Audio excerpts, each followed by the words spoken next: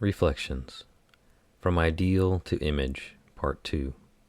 Excerpts from The Image, A Guide to Pseudo-Events in America by Daniel Joseph.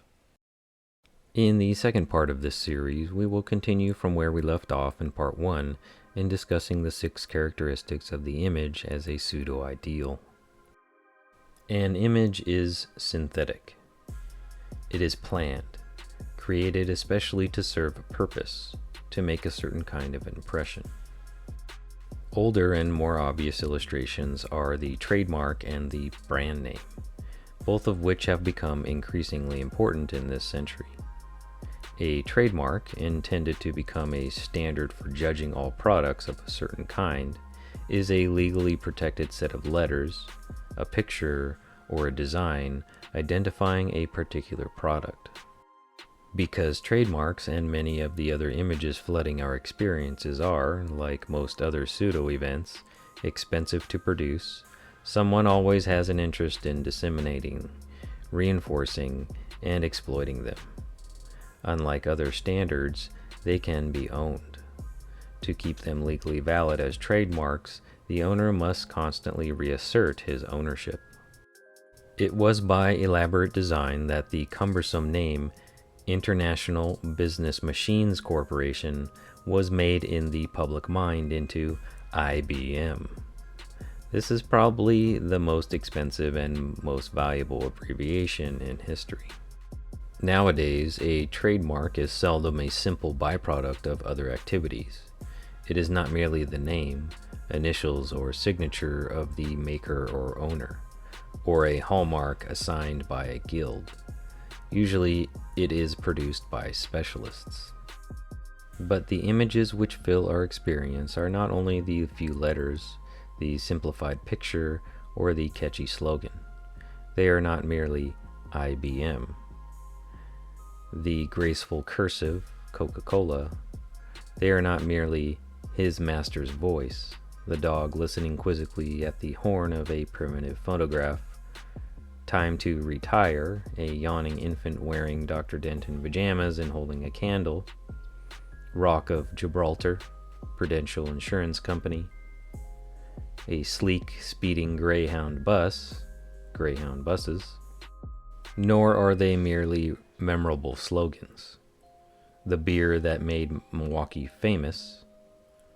The breakfast of champions. And good for you. Think different. Melt in your mouth, not in your hand. Like a good neighbor, State Farm is there. I can't believe it's not butter. Just do it. A diamond is forever. Got milk? Etc., etc. While all these uses of the image have become more important with each decade of the 20th century, a more abstract kind of image is the particular product of our age. Its tyranny is pervasive. An image, in this sense, is not simply a trademark, a design, a slogan, or an easily remembered picture. It is a studiously crafted personality profile of an individual, institution, corporation, product, or service. It is a value caricature shaped in 3 dimensions of synthetic materials. Such images, in ever-increasing numbers, have been fabricated and reinforced by the new techniques of the graphic revolution. When we use the word image in this new sense, we plainly confess a distinction between what we see and what is really there, and we express our preferred interest in what is to be seen. Thus, an image is a visible public personality, as distinguished from an inward private character. Public goes with image, as naturally as with interest or opinion. The overshadowing image, we readily admit, covers up whatever may really be there. By our very use of the term, we imply that something can be done to it. The image can always be more or less successfully synthesized, doctored, repaired, refurbished, and improved quite apart from, though not entirely independent of, the spontaneous original of which image is a public portrait. Everywhere we meet the implication that if an image is damaging or unacceptable, it can and should be repaired. An image is believable. We're entering an era in which our enemies can make it look like anyone is saying anything at any point in time. We need to be more vigilant with what we trust from the internet. It serves no purpose if people do not believe it. In their own minds, they must make it stand for the institution or the person imaged. Yet, if an image is to be vivid and to succeed popularly in overshadowing its original, it must not outrage the ordinary rules of common sense.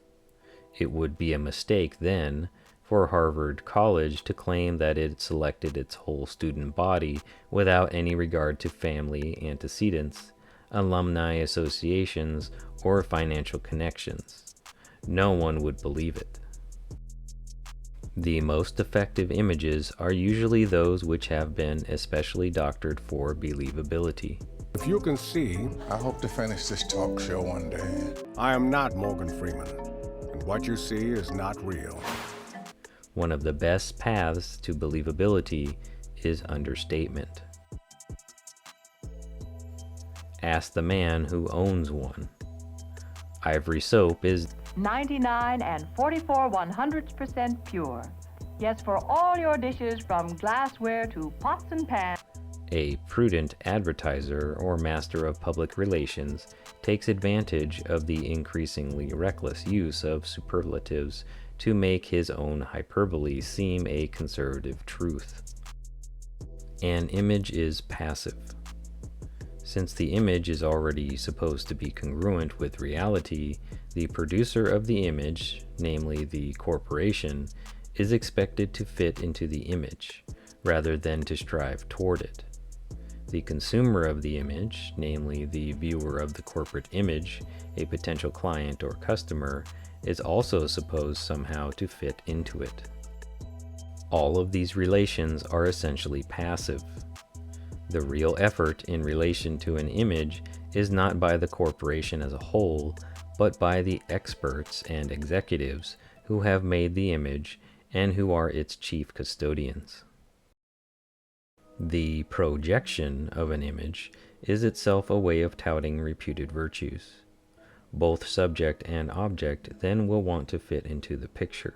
Thomas wins the NCAA championship. And controversy. Leah Thomas, a swimmer on the University of Pennsylvania's women's swim team, has become the first openly transgender athlete to win a Division I NCAA championship. I try to focus on my swimming. Both will assume that a portrait so persuasive and so popular must be made from life. Once the image is there, it commonly becomes the more important reality, of which the corporation's conduct seems mere evidence, not vice versa. The sheer amount of information available is immense, almost overwhelming. In the beginning, the image is a likeness of the corporation. Finally, the corporation becomes a likeness of the image. The image, unlike actual conduct, can be perfect. Do you remember where you saw my glasses? Yes, I do. Your glasses were on the desk near a red apple. It can be a precise pattern which will satisfy everybody. An image is the kind of ideal which becomes real only when it has become public. Because an image is essentially passive, it need have very little to do with the activities of the corporation itself. In an old-fashioned language, image building is the building of reputations, not of characters. Amidst lamentation of the rise of conformity in American life, it has seldom been noticed that to conform now commonly means to fit into an image. 2 2 2 2 The subject denies the evidence of his own eyes and yields to group influence.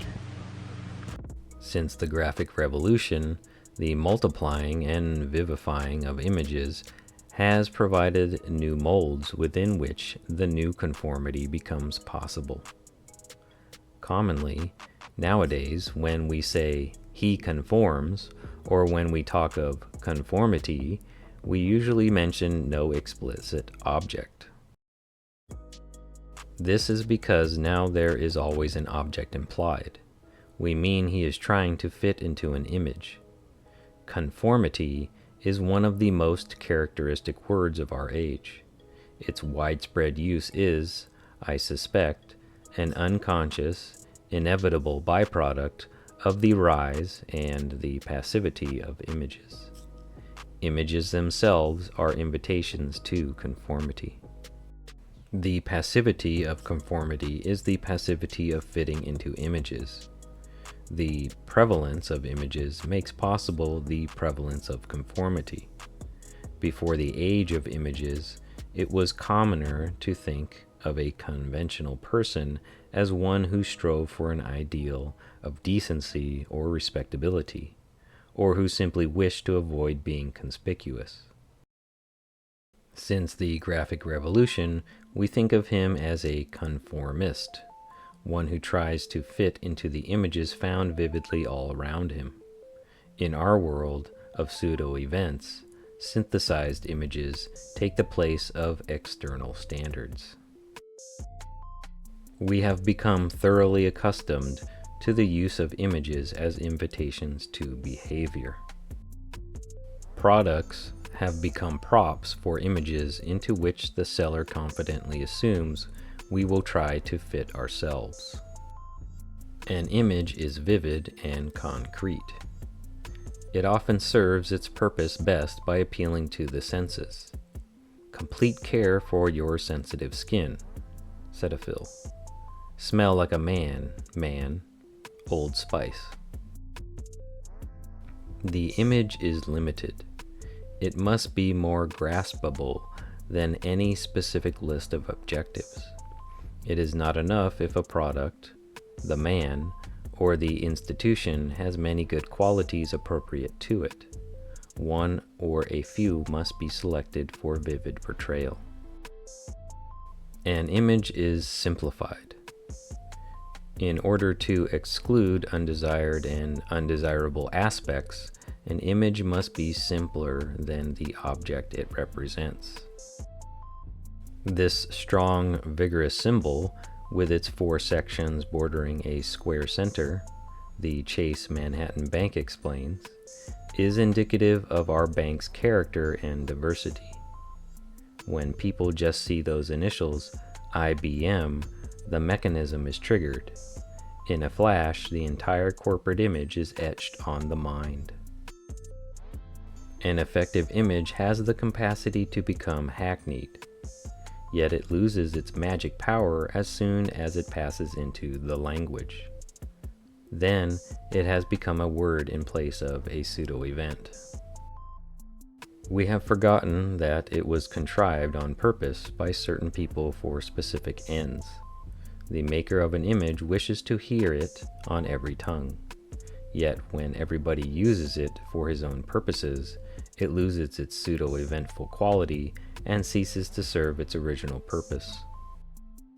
This happened to aspirin, mimeograph, cellophane, and linoleum, and has almost happened to Kodak, Technicolor, Band-Aid, and Kleenex. The most effective image is one simple and distinctive enough to be remembered, yet not so handy as to seem the natural symbol for the whole class of objects it describes. An image is ambiguous. It floats somewhere between the imagination and the senses, between expectation and reality. In another way, too, it is ambiguous, for it must not offend. It must suit unpredictable future purposes and unpredicted changes in taste. Many such changes may have taken place before the image can be remade to contain them. It must be a receptacle for the wishes of different people. Strictly speaking, there is no way to unmask an image. An image, like any other pseudo-event, becomes all the more interesting with our every effort to debunk it. For this reason, some of the most effective advertising nowadays consists of circumstantial descriptions of how the advertising images were contrived, how tests were devised, how trademarks were designed, and how the corporate cosmetics were applied. The stage machinery, the processes of fabricating and projecting the image, fascinate us. We are all interested in watching a skillful feat of magic. We are all still more interested in looking behind the scenes and seeing precisely how it was made to seem that the lady was sawed in half. I'm here to make your marketing dreams come true. With my enchanted powers, I can see market trends, predict consumer behavior, and craft the perfect marketing plans just for you. Institutional racism in this country. Climate change. Climate change. And the problem seems to be getting worse and worse and worse. That discriminating against gay people is surprisingly legal. The everyday images which flood our experience have this advantage over the tricks of magic. Even after we have been taken behind the scenes, we can still enjoy the pleasures of deception. The peculiarities of the modern image and the consequences of image thinking appear even clearer by contrast to what has been displaced, thinking in ideals.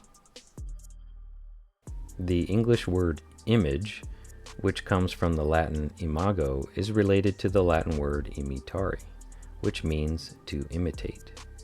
According to common American dictionary definitions, an image is an artificial imitation or representation of the external form of any object, especially of a person.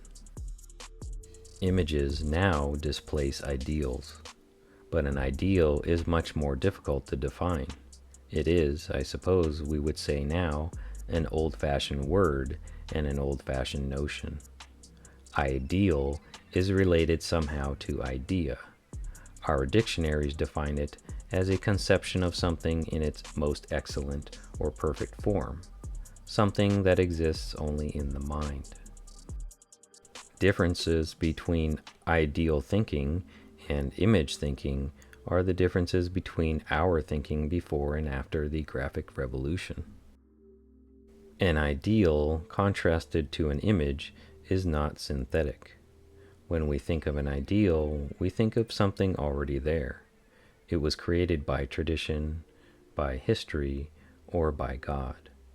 It is perfect, but it is not simplified. It is not ambiguous, or ambiguous only in a very different sense.